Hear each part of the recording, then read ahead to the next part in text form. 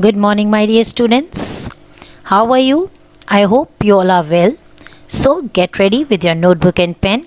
Here is your another video of class 10 subject maths. Hello students, this is Anurag. Today we have taken exercise 1.2 from class 10. आज हम class 10 की exercise 1.2 करने वाले हैं। तो चलिए देखते हैं एक्सरसाइज 1.2 में जो होने वाले क्वेश्चन है वो कैसे सॉल्व होंगे।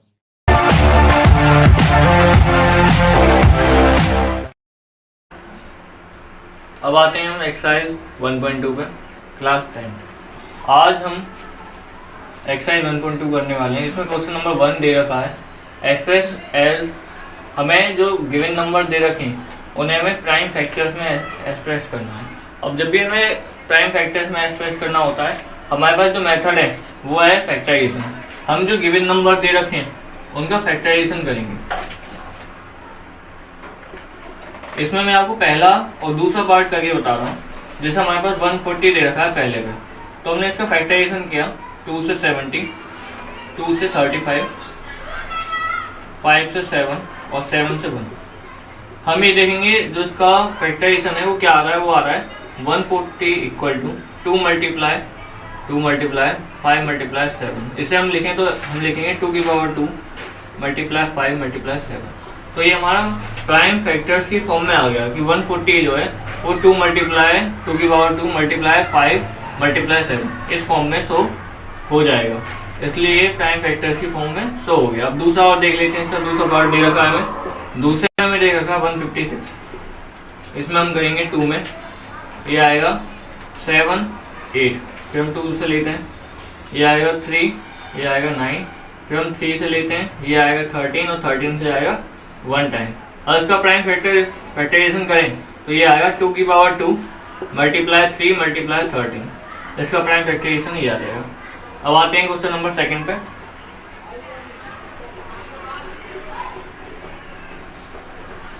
क्वेश्चन नंबर 2 में हमें एक फॉर्मूला दे रखा है, उसके बेसिस पे हमें सारे क्वेश्चन उसके सारे पार्ट सॉल्व करने हैं। वो फॉर्मूला ये दे रखा है, हमें पता है कि एलसीएम किसी भी दो नंबर का उसे मल्टीप्लाई करते हैं उन दो नंबर के एचसीएफ से, तो उसका दोनों का प्रोडक्ट आ जाता है जो हमारे दो नंबर दे रखे हैं। तो यही फॉर्मूले का यूज करेंगे और हम जो गिवन नंबर दे रखे हैं उसे एलसीएम और एचसीएफ फाइंड आउट भी करना है और उसे प्रूव भी करना है। तो पहले हम एलसीएम और एचसीएफ फाइंड आउट करेंगे। जो हमें पहले केस में दो नंबर दे रखे हैं वो दे रखे हैं 26 और 91। ये हमें दो नंबर दे रखे हैं। सबसे पहले हम एलसीएम फाइंड आउट कर रहे हैं। तो एलसीएम फाइंड आउट करने के लिए इन दोनों का फैक्टराइजेशन करेंगे। सबसे पहले ये 2 में 13 और 13 में जाएगा 1 टाइम। ऐसे ये देखें तो 13 में ये जाएगा 7 टाइम और 7 में जाएगा 1 टाइम। अब इसके फैक्टर्स देख लेते हैं क्या आता है। 26 के जो आएंगे वो आएंगे 2 मल्टीप्लाई 13 और इसके जो आएंगे 91 के वो आएंगे 7 मल्टीप्लाई 13। सबसे पहले एलसीएम देखा क्या आ रहा है इसका। इसमें जो कॉमन आएगा वो हमारा एचसीएफ हो जाएगा। तो एचसीएफ लिख लेते हैं, वो आएगा 13। अब 13 मल्टीप्लाई 2 मल्टीप्लाई 7 ये हो जाएगा हमारा एलसीएम। सॉल्व कर लेते हैं। 26 मल्टीप्लाई 7 ये होगा 42, 2 यहाँ पे 4 यहाँ पे 14 182। एलसीएम आगे 182। अब एलसीएम और एचसीएफ फाइंड आउट करने के बाद हमें ये जो फॉर्मूला दे रखा है LCM multiply HCF equal to product, ये हमें पूरा वेरीफाई करना है और शो करके दिखाना है इस फॉर्मूले इस एलसीएम और एचसीएफ के लिए सही होगा। तो हम लिखेंगे LCM multiply HCF equal to product.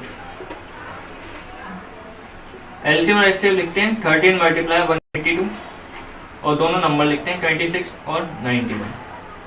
इन दोनों को मल्टीप्लाई करते हैं और मल्टीप्लाई करने पे सेम नंबर आना चाहिए तो हमारा क्लू हो जाएगा, ये फॉर्मूला सही माना जाएगा वरना नहीं। तो मल्टीप्लाई करके देखते हैं। इसे मैं 182 मल्टीप्लाई 13 ऐसे लिख लेता हूँ और मल्टीप्लाई कर देते हैं। ये 3 से 6 24 5 और 1 से 182 6 आएगा 13, इसका ये बचेगा। मल्टीप्लाई करने पे 2300 ये आएगा। अब इसका देख लेते हैं। इसमें हमने किया 1 में तो क्या 9 में 4 5 18 और 5 23। हमने देखा दोनों सेम आ रहा है, तो इससे हमारा जो फॉर्मूला है वो वेरीफाई हो जाता है, ये प्रूव हो जाता है कि हमारा जो फॉर्मूला है वो सही है। और ऐसे ही हमें एचसीएफ और एलसीएम हर पार्ट में इसे सॉल्व भी करना है और हर जो फॉर्मूला दे रखा है उसे वेरीफाई भी करना है, सॉल्व करके दिखाना है कि इन दोनों से जो वैल्यू आएगी एलएचएस और आईएचएस में वो दोनों सेम आने वाली है। अब आते हैं क्वेश्चन नंबर 3 पे।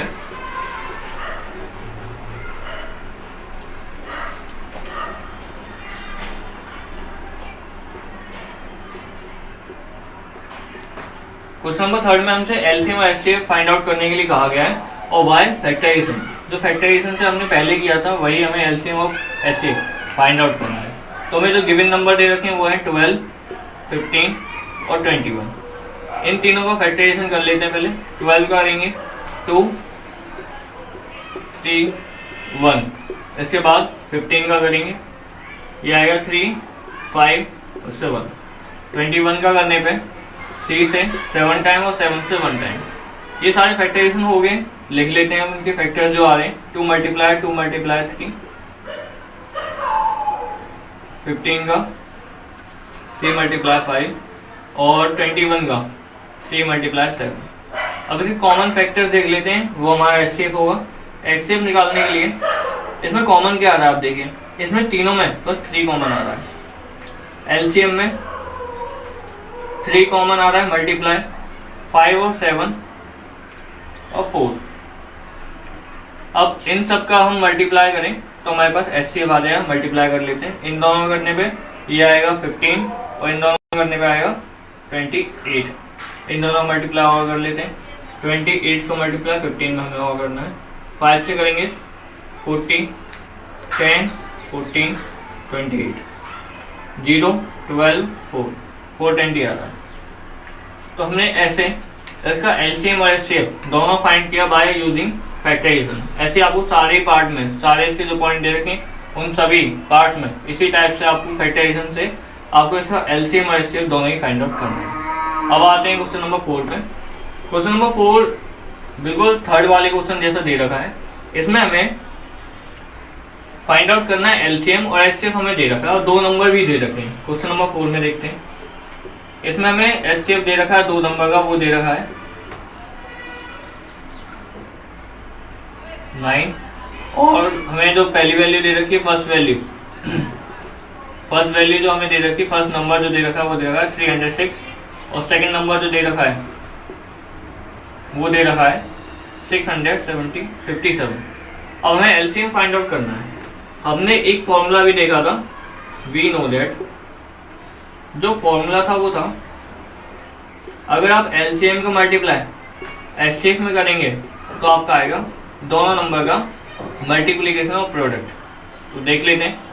एलसीएम हमारे पास है, एलसीएम दे रखा है, नहीं दे रखा, तो एलसीएम की जगह एलसीएम। मल्टीप्लाई एचसीएफ दे रखा है 9, दोनों का मल्टीप्लाई 0 306 मल्टीप्लाई 657। मल्टीप्लाई से डिवाइड में आ जाएगा, हमारा एलसीएम मुझे मिल जाएगा 306 मल्टीप्लाई 657 अपॉन 9। 9 से कैंसिल करूंगा, 3 बार में जाएगा 27 और 3 बचेगा 34 टाइम में जाएगा। 3 4 मल्टीप्लाई 657, इन दोनों मल्टीप्लाई करेंगे, मल्टीप्लाई करने में मिलेगा मुझे 22,338। यही मेरा आंसर होगा, यही मेरा एलसीएम होगा। अब इसमें जो एलसीएम फाइंड आउट करने के लिए कहा था, उसने तीनों वैल्यू दी थी, एचसीएफ दिया था, फर्स्ट वैल्यू सेकंड वैल्यू दी थी, एचसीएफ फाइंड आउट करना था। हमने फॉर्मूला यूज किया और हमने जो मिसिंग चीज थी वो हमने निकाल दी। अब आते हैं क्वेश्चन नंबर 5 पे।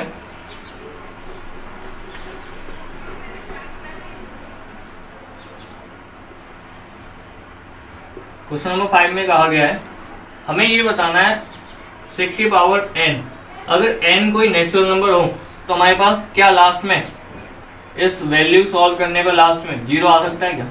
आपको ये पता होना चाहिए, अगर कोई वैल्यू एंड होती है 0 से, इसका ये मतलब वो 10 से डिवाइड हो सकती है। If a number ends with 0, it means it should be divisible by 10 and वो 10 से डिवाइड हो जाएगी। इसका क्या मतलब है? इसका ये मतलब है कि उसके अंदर, उस वैल्यू के अंदर जो 10 के फैक्टर्स हैं वो सारे होने चाहिए। अब 10 के फैक्टर कौन से होते हैं? 10 को डिवाइड करें तो ये 2 और 5 में डिवाइड हो जाएगा, इसका प्राइम फैक्टर्स जो होंगे। तो अगर किसी वैल्यू के अंदर 2 और 5 है तो ही वो 10 से डिवाइड हो जाएगी और उसके लास्ट में 0 आएगा, वरना नहीं आएगा। तो हम इस बात को लिखेंगे एंड इट शुड हैव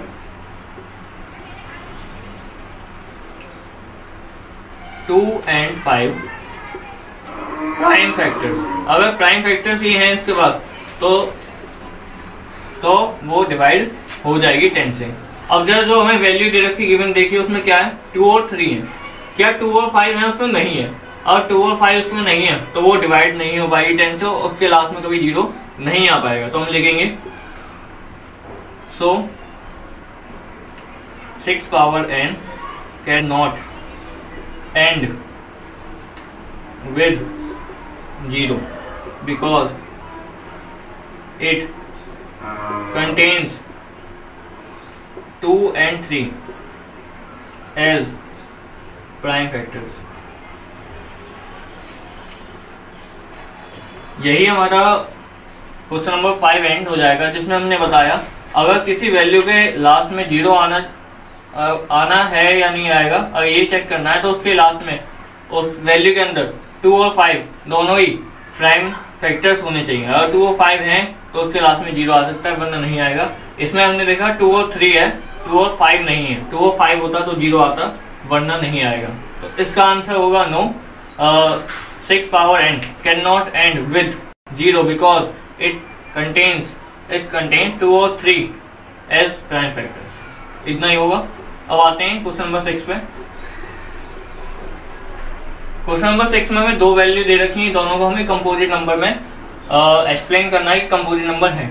अगर आपको ये बताना है किसी भी नंबर पे कि वो नंबर कंपोजिट नंबर है, तो आपको ये शो करना पड़ेगा कि वो 2 से ज़्यादा टेबल में आता है। 2 से ज़्यादा टेबल में आता है मतलब अब 15 है, वो 3 × 5, ये मैंने शो कर दिया। इसका मतलब ये 3 के टेबल में भी आता है क्योंकि 3 इसका ही फैक्टर है, और ये 5 के टेबल में भी आता है क्योंकि 5 इसका फैक्टर है, और इसके अलावा 1 और 15 में तो आता ही।